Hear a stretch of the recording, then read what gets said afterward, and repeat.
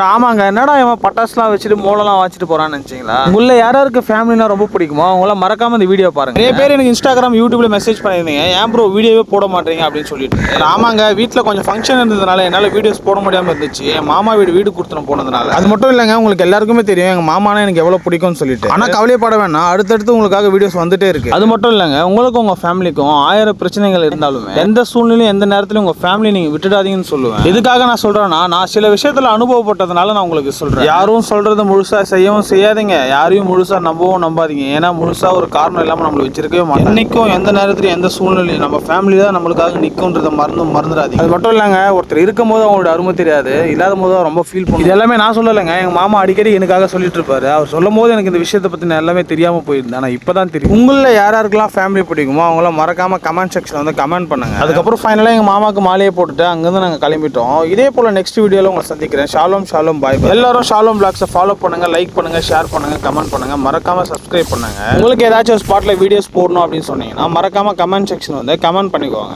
Shalom ஷாலோம் எரேன்.